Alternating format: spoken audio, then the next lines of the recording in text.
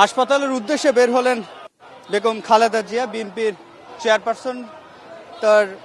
যে শারীরিক পরীক্ষা নিরীক্ষার জন্য তিনি বের হয়েছেন এবং আমরা যেটি দেখছি তার যে বাসভবন সেই ফিরোজা থেকেই তিনি বের হয়েছেন এবং জানেন তার নানা শারীরিক জটিলতা রয়েছে, যার জন্যই তিনি লন্ডনেও গিয়েছিলেন। সবশেষ এভারকেয়ার হাসপাতালে তিনি ভর্তি হয়েছিলেন 12 সেপ্টেম্বর 2025 সালে এবং হাসপাতাল থেকে বাসায় আসেন 18 সেপ্টেম্বর 2025 এবং লন্ডনের চিকিৎসার জন্য তিনি গিয়েছিলেন 7 জানুয়ারি 2025 এবং তিনি তারপরে সেখান থেকে ঢাকায় ফিরেছেন 6 মে 2025 এবং আজকে তিনি আবারও লন্ডন থেকে ফিরে তিনি এভারকেয়ার হাসপাতালের দিকে যাচ্ছেন।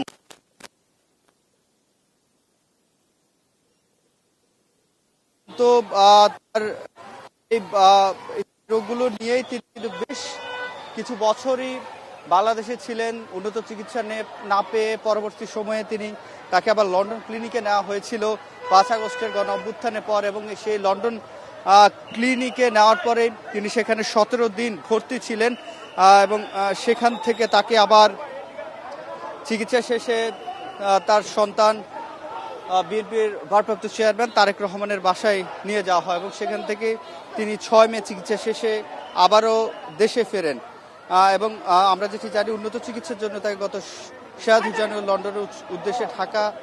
ছেড়ে যান তিনি এবং 8 জানুয়ারি হিথ্রো বিমানবন্দরে তাকে স্বাগত জানায় এবং 17 বছর পরে তার সাথে দেখা হয় এবং আমরা যেটি দেখছি এই মুহূর্তে তিনি তাকে বহনকারী যে গাড়ি সেটি বাসা থেকে বের হয়েছেন।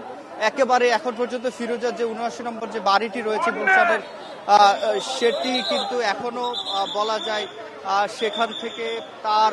যে গাড়ি বহর সেটি এই বাসভবন থেকে এখনো নিয়ে যাওয়া হয়নি, অর্থাৎ মানুষের যে ভিড়, নেতাকর্মীদের যে ভিড় সেটি ঠেলে তাকে কিন্তু নিয়ে যাওয়া হচ্ছে এবং তার গাড়ি বহর দেখতেই পাচ্ছেন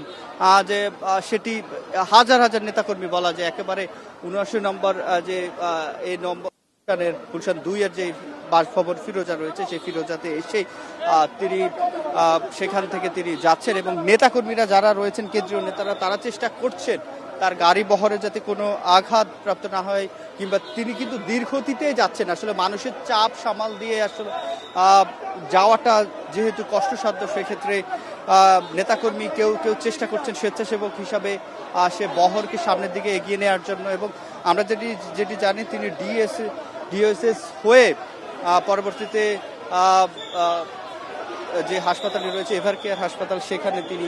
যাবেন এবং তার গাড়ি বহরে আমরা সিএসএফ এর সদস্যদেরকে দেখতে পাচ্ছি। সিএসএফ এর সদস্যরা সর্বোচ্চ চেষ্টা করছেন যে তার গাড়ি বহর যাতে নির্বিঘ্নে সামনের দিকে যেতে পারে। তারপরও নেতাকর্মীদের যে উচ্ছ্বাস এবং ভিড়ের কারণে দলীয় প্রধানকে একবার দেখার তাদের যে উচ্ছ্বাস সেটির কারণেই মূলত সম্ভব হচ্ছে না এবং আমরা দেখছি যে নেতা কর্মীদের ভিড় ঠেলে খালেদা জিয়া তার বাসভবন ফিরোজা থেকে বের হয়ে সামনের দিকে যাচ্ছেন এবং তিনি ডিওএসএস হয়ে পরবর্তী সময়ে এভারকেয়ার হাসপাতালে যাবেন এবং তার যে ব্যক্তিগত চিকিৎসক তিনি হয়তো গণমাধ্যমের সাথে কথা বলবেন এবং আজকে তার কি কি পরীক্ষা নিরীক্ষা করা হবে সেটি তখন নিশ্চয় জানা যাবে। দুই পাশে দেখতে পাচ্ছেন শত শত নেতাকর্মীরা এখানে এসে জড়ো হয়েছে এবং সেক্ষেত্রে আমরা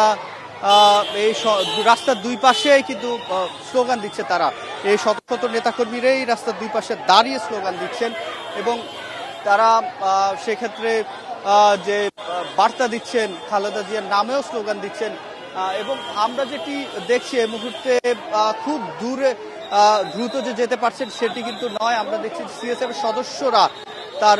গাড়ি যেটি রয়েছে সেটিকে এবং গাড়ি বহরকে সামনের দিকে এগিয়ে নিয়ে যাওয়ার চেষ্টা করছে, তবে মানুষের নেতাকর্মীদের এত বেশি ভিড় এবং সেটি ঠেলে সামনের দিকে বেগম খালেদা জিয়া এগিয়ে যাচ্ছেন এবং তার যে শারীরিক অবস্থা সেক্ষেত্রে জানেন তার অনেকগুলো রোগে তিনি আক্রান্ত রয়েছেন এবং সেই বলা যায় সেগুলো চিকিৎসা দেশে চলছিল অনেক বছর, তারপরে তাকে বিদেশে পাঠানো হয়। লন্ডনে তিনি হিথ্রো বিমানবন্দর থেকে নেমেই পরবর্তী সময়ে বলা যায় লন্ডন যে ক্লিনিক রয়েছে সেই লন্ডন ক্লিনিকে অনেক দিন 17 দিনের মতো তিনি চিকিৎসাধীন অবস্থায় রয়েছেন এবং তারপরে সেখান থেকে খালেদা জিয়া যে শারীরিক জটিলতাগুলো সেটি বলছিলাম, প্রায় ৭৯ বছর বয়সী যে সাবেক প্রধানমন্ত্রী, তার অনেকগুলো শারীরিক জটিলতা রয়েছে, সেগুলো নিয়েই কিন্তু তিনি এত বছর চলছিলেন। যেটি বলছিলাম যে তার হৃদরোগ, লিভার, ফুসফুস, কিডনি, ডায়াবেটিস সহ বিভিন্ন জটিলতায় তিনি কিন্তু দীর্ঘদিন ভুগছেন এবং এই প্রত্যেকটি রোগের একসাথেই তার যে চিকিৎসা সেটি কিন্তু চলমান রয়েছে এবং এই চিকিৎসা চলমান রাখতে গিয়ে তাকে বিদেশি চিকিৎসার জন্য বারবারই আবেদন করছিল গত 15 বছর, তবে সেটি সম্ভব হয়নি। এবং আমরা যেটি দেখেছি পরবর্তী সময়ে 5 আগস্টের ছাত্র জনতার গণ অভ্যুত্থানের পর তিনি 17 বছর পর লন্ডনে গিয়েছেন এবং দ্য লন্ডন ক্লিনিকে 17 দিন তিনি চিকিৎসা শেষে তার বড় ছেলের বাসায় ওঠেন এবং সেখানে তার যে প্রাথমিক চিকিৎসা কার্যক্রম সেটি কিন্তু চলমান ছিল। এবং এই যে তার যে বাসভবন, তার কাছ থেকে বেশ খানিকটা সামনে তিনি আসতে পেরেছেন, তবে নেতাকর্মীদের যে ভিড় সেটি কিন্তু কমেনি এবং আমরাও সেটি দেখছি যে গণমাধ্যম কর্মীরা ছাড়াও এখানে নিরাপত্তা কর্মীরা তো রয়েছেন, বিভিন্ন আইন শৃঙ্খলা বাহিনীর সদস্যরা রয়েছেন, সাদা পোশাকে রয়েছেন, সশস্ত্র পোশাকে রয়েছেন, পুলিশ সদস্যরা রয়েছেন, সিএসএফ রয়েছেন।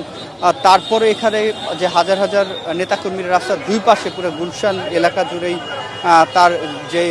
রোডটি সেটি আমরা 83 নম্বর সড়কের মুখে এসে পৌঁছেছি। এই মুহূর্তে আমরা একেবারে বলা যায় তার যে গাড়ি বহর, সেই গাড়ি বহরের থেকেই আমরা আসলে দেখানোর চেষ্টা করছি যে তার যে গাড়ি বহর সেটি এই মুহূর্তে 83 নম্বর সড়কের গুলশান 2-এর যেটি পার হয়ে আরেকটু সামনে গেছেন এবং এই খালেদা জিয়ার আজকে আসলে যে নিয়মিত পরীক্ষা নিরীক্ষা সেটি তো করা হবে, তবে তার শারীরিক কি অবস্থা সবশেষ সেটি আসলে জানার জন্য